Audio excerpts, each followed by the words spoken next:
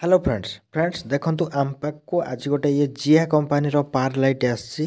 ତ ଚାଲନ୍ତୁ फ्रेंड्स ଆଜିର ଏ ଯେଉଁ ଭିଡ଼ିଓରେ ଆମେ ଏ ଯେଉଁ ଜିଆ କମ୍ପାନୀର ପାୱାର ଲାଇଟ୍କୁ ରିପେୟାର କରିବା ଏବଂ ଦେଖିବା ଯେ ଆର ପ୍ରୋବ୍ଲେମ୍ କ'ଣ ହେଇଛି।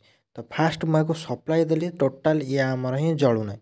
ତ ଯେହେତୁ ଜଳୁନାହିଁ ତ ମୁଁ କ'ଣ କରିବି ନା ଫାଷ୍ଟ ଆର ଯେତିକ ବି ପେଚ ଅଛି ତ ପେଚ ସବୁକୁ ମୁଁ ଖୋଲିକି ଆପଣଙ୍କୁ ଦେଖାଉଛି ଯେ ଆ ଦେହରେ କ'ଣ ଫଲ୍ଟ ହେଇଛି ଏବଂ କେମିତି ୟାକୁ ଆପଣ ଠିକ୍ କରିପାରିବେ। ତ ଦେଖନ୍ତୁ ମୁଁ ଏବେ ୟାକୁ ଖୋଲି ଦେଇଛି। ତ ଏବେ ଦେଖନ୍ତୁ ଯେଉଁ ସବୁ ବି ନୂଆ ପାଲ୍କ ଆସୁଛି ସବୁ SMD ଫର୍ମାଟ୍ରେ ଆସୁଛି। ତ ଆଗରୁ ଆପଣ ମାର୍କ କରିଥିବେ ଯେ ବଡ଼ ବଡ଼ LED ଆସୁଥିଲା, କ'ଣ ହାଲୋଜିନ୍ ଟାଇପ୍ର LED। ତ ଏବେ ଆମର ପୁରା ଇଏ SMD LED ପଳେଇ ଆସିଲାଣି, ପୁରା ଛୋଟ ଛୋଟ LED। ତ ଆର ଲାଇଟିଂ ବି ବହୁତ ବଢ଼ିଆ ହେଉଛି, ଜବରଦସ୍ତ ଲାଇଟିଂ। ତ ତାପରେ ଚାଲନ୍ତୁ ଆମେ ୟାକୁ ଚେକ୍ କରିବା ଯେ ଆ ଦେହରେ କ'ଣଟା ଖରାପ ହେଇଛି। ତ ସବୁ ପାର୍କରେ ତ ଆପଣ ଜାଣିଛନ୍ତି ଦୁଇଟା ଜିନିଷ ହିଁ ଥାଏ, ଗୋଟେ ପାୱାର ସପ୍ଲାଏ, ଗୋଟେ କାର୍ଡ଼। ଦେଖନ୍ତୁ ଏଠି ସାଇଡ଼୍ରେ ମୁଁ ମଲ୍ଟିମିଟର ରଖିଦେଲି ଏବଂ କରେଣ୍ଟ ମଧ୍ୟ ଦେଇଦେଲି। ତ ମଲ୍ଟିମିଟର ଏଠି ଦେଖନ୍ତୁ 228 ଦେଖାଉଛି, ତାମାନେ ଆମର ଇନପୁଟ୍ ଭୋଲ୍ଟେଜ୍ ଆସୁଛି। ତାପରେ ଆମେ ଚାଲନ୍ତୁ ଆର ଲାଇନ୍ ଖୋଲିକି ଆର ପାୱାରକୁ ଚେକ୍ କରିବା ଯେ କେଉଁଠି କ'ଣ ଫଲ୍ଟ ହେଇଛି। ତ ଏ PCB କି ଦେଖନ୍ତୁ ଫାଷ୍ଟ ଏ ଯେଉଁ ଆମର ଏ ଯେଉଁ ପାୱାର ସପ୍ଲାଏ କି ଖୋଲିକି ତା ପଛପଟେ ଆର ଯେଉଁ ଟ୍ରାକ୍ ଯାଇଥିବ ତ ସେ ଲାଇନ୍ ଟ୍ରାକ୍କୁ ଆମେ ଚେକ୍ କରିବା ଏବଂ ତା ପୂର୍ବରୁ ଯେହେତୁ କରେଣ୍ଟ ଦିଆହେଇଛି କାପାସିଟରକୁ ଫାଷ୍ଟ ସର୍ଟ କରିବା, ନହେଲେ ନାହିଁ କାପାସିଟରରୁ ଆପଣଙ୍କୁ କରେଣ୍ଟ ମଧ୍ୟ ଲାଗିପାରେ। ତ କାପାସିଟରକୁ ସର୍ଟ କରିସାରିଲା ପରେ ତାପରେ ଏ ସର୍କିଟକୁ ଟ୍ରେସ୍ କରିବେ, ଦେଖିବେ ଯେ କେଉଁଠି କ'ଣ ଖରାପ ହେଇନି କି ଆପଣଙ୍କୁ ସେଭଳିଆ କିଛି ଲାଗୁଛି କି ଦେଖିବେ, ନହେଲେ ନାହିଁ ତାପରେ ଆପଣ ପୁରା ସିଷ୍ଟମ୍ ହିସାବରେ ଚେକ୍ କରିବେ। ଦେଖନ୍ତୁ ଏଇଠି ତିନିଟା ପିନ୍ ଫାଷ୍ଟ ଦେଖୁଛନ୍ତି। ତ ତିନିଟା ପିନ୍ରୁ ଗୋଟେ ଫେଜ୍, ଗୋଟେ ନ୍ୟୁଟ୍ରାଲ୍, ଗୋଟେ ଗ୍ରାଉଣ୍ଡ। ଦେଖନ୍ତୁ ଏ ଯେଉଁ ତିନିଟା ପିନ୍ରୁ ଗୋଟେ ଗ୍ରାଉଣ୍ଡ, ଗୋଟେ ଫେଜ୍, ଗୋଟେ ନ୍ୟୁଟ୍ରାଲ୍। ତ ଏ ଫେଜ୍ ନ୍ୟୁଟ୍ରାଲ୍ ଆମର AC ସପ୍ଲାଇରୁ DC କି କନଭର୍ଟ ହେବ। ତ ଫାଷ୍ଟ ଆମର କେଉଁ ଜିନିଷ ଦେଇ ଯାଇଛି ଦେଖନ୍ତୁ। ତ ଫାଷ୍ଟ ଏଠି ଲାଇନ୍ ଗଲା, ଫାଷ୍ଟ ଫ୍ୟୁଜ୍ରେ ପଶିଲା। ତ ଫ୍ୟୁଜ୍ରୁ ଏଠି ଆପଣ ଯେଉଁ ଗୋଟେ ଟ୍ରାନ୍ସଫର୍ମର ବାଗିଆ ଦେଖାଯାଉଛି, ତ ସେଇଟା ଟ୍ରାନ୍ସଫର୍ମର ଗୋଟେ କଏଲ୍, ଯାହାଦ୍ୱାରା କି ଆମର ACଟା ଛାଣି ହେଇକି ଯାଏ। ବା ଏ କଏଲ୍ ଦ୍ୱାରା ଆମର କ'ଣ ହୁଏ, ସଫା ହେଇଯାଏ, ମାନେ ପୁରା ପିଓର AC ହିଁ ଯାଏ। ତାପରେ ଆମର ଇଏ କ'ଣ ଡାୟୋଡ଼କୁ ଯାଏ। ତ ଡାୟୋଡ଼ରେ ଆମର ଆଗକୁ କ'ଣ DCରେ କନଭର୍ଟ ହୁଏ।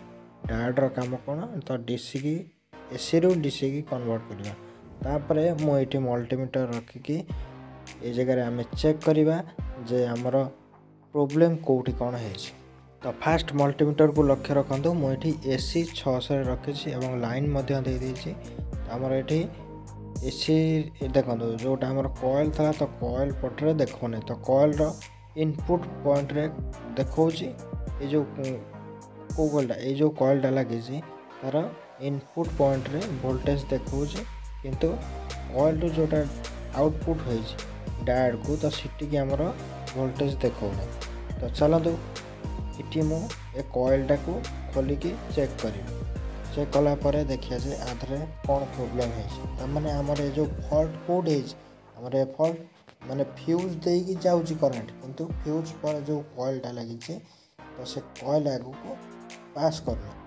ଫାଷ୍ଟ ମୁଁ କ'ଣ କରିବି, ଏ କଏଲ୍କୁ ଖୋଲିକି ଦେଖିବା କାଳେ ଏ କଏଲ୍ କେଉଁଠି କ'ଣ ଫଲ୍ଟ ହେଇଥିବ ବା କଟି ଯାଇଥିବ।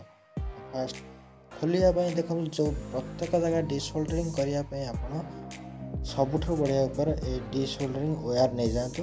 ତ ଏ ଡିସୋଲ୍ଡରିଂ ୱେୟାରରେ ଆପଣ ବହୁତ ସହଜରେ ଟ୍ରାକ୍କୁ ସଫା କରିପାରିବେ, ଯାହାଦ୍ୱାରା କି ଟ୍ରାକ୍ ଆପଣଙ୍କର କଟିଯିବାର ଚାନ୍ସ ନଥାଏ ବା ଖରାପ ହେବାର କୌଣସି ଚାନ୍ସ ନଥାଏ। ତ ଡିସୋଲ୍ଡରିଂ ୱେୟାରକୁ ନେବେ ଏବଂ ତା ଦେହରେ ଟିକେ ପେଷ୍ଟ ଲଗାଇଦେବେ ଏବଂ ଯେଉଁ ଜାଗାରେ ବି ସୋଲ୍ଡରିଂ ଥିବ ସେ ଜାଗାରେ ତାକୁ ଆପଣ ଲଗାଇଲେ ତ ସୋଲ୍ଡରିଂ ଆପେ ଆପେ ଛାଡ଼ିଯିବ। ତାପରେ ତାକୁ ଡିସୋଲ୍ଡରିଂ କରିସାରିଲା ପରେ ମୁଁ ଏଠି ଆପଣଙ୍କୁ କଏଲ୍ ଖୋଲିକି ଦେଖାଉଛି। ତ ଦେଖନ୍ତୁ, ତ ମୁଁ ଏ କଏଲ୍କୁ ଯେତେବେଳେ ଭଲସେ ଦେଖୁଛି ତ ଆ ଦେହରେ ଯେଉଁ ଆମର ତାର ଗୁରା ହେଇଛି, ତ ଏ ତାର ମୂଳରୁ ଗୋଟେ ଜାଗା ଡିସୋଲ୍ଡରିଂ ହେଇଯାଇଛି, ଯାହାଫଳରେ କି କରେଣ୍ଟଟା ଆମର ଏକରୁ ସେକରକୁ ପାସ୍ କରୁନାହିଁ। ତ ଫାଷ୍ଟ ମୁଁ ଏଠି କ'ଣ କରିବି, ଏ ଜାଗାକୁ ସୋଲ୍ଡରିଂ କରିଦେବି। ତ ଆକୁ ଆପଣ ଚେକ୍ କେମିତି କରିବେ, ମୋତେ ତ ଇଏ ଡାଇରେକ୍ଟ ଦେଖାଗଲା ନା।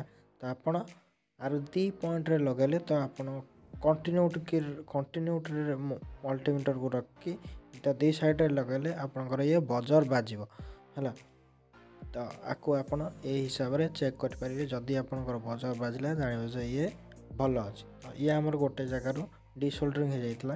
तो एमती तो हवा कथा न देखंतु एबे मु आपनको आको कंटिन्यूटी रेंज रे रखी बजर बदली बजर बाजछ।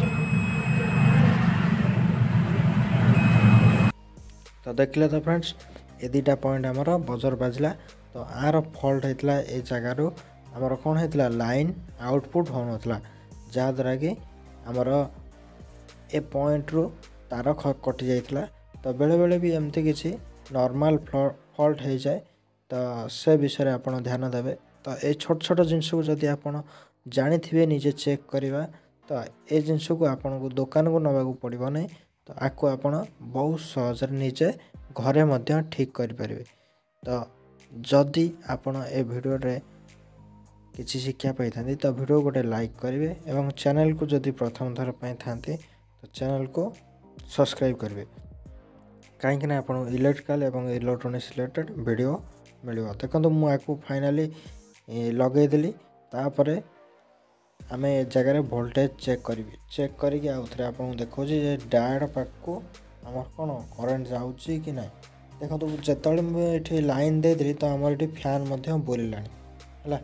तो ये जगह आम पूरा कन्फर्म हो गले जे आमर ए जगह लाइन ही जाऊँच। तथापि मुझे आउ थे वोल्टेज देखई दूसरी आउटपुट वोल्टेज छाड़ा कि ना। तो ये जगह मुझे एसी रे रखी एसी देखो 229। तो आमर ये वोल्टेज पास कला एवं ये फैन तो चलना। तो ये जगह देखो पाल्को जलिब अइका देखो पाल्को लाइट जलिबा आरंभ हो गला देखो। तो ये जो छोटिया छोटिया जिनस को आपण यदि चेष्टा करेंगे तो बहुत सहजरे ठीक करें। तो आशा करछि वीडियोटी आपको निश्चय हेल्पफुल हम। जदि अन्य कौन आपण पाखे फल्ट थाए तो निश्चय आप कमेंट करी जनइबे। तो देखंतु फाइनाली आमर एप्पल को वर्क कला। धन्यवाद।